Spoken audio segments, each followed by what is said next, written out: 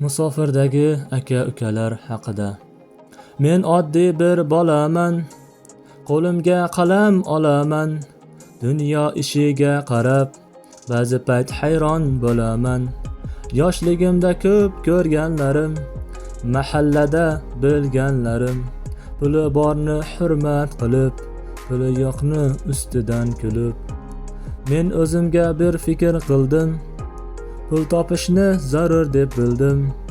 Yoshim 18 ga to'lmasa ham musofir bo'lmoqqa qaror qildim.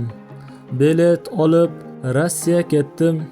4 soatda Kremlga yetdim.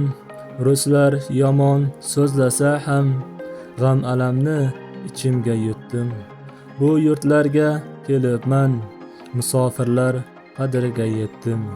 Musofirda yurganlar, qiyinchilik ko'rganlar, ota-ona qadrini uzoq ketib bilganlar, sog'inib uylarini g'am anduhga to'lganlar.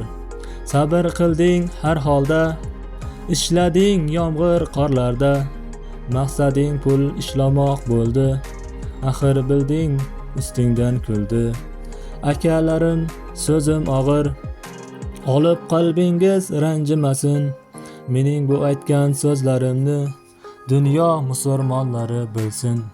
Maqsad pul topish bo'lsa, musulmonlar xorlanib yursa, dinsizlar davron sursa, pul uchun musulmonlar musofirda yursa, kamiga dinsizlar ustingdan kulsa, pul topib aziz bo'laman deb, katta uylar quraman deb, yangi mashina olaman deb musofirda yurganlar.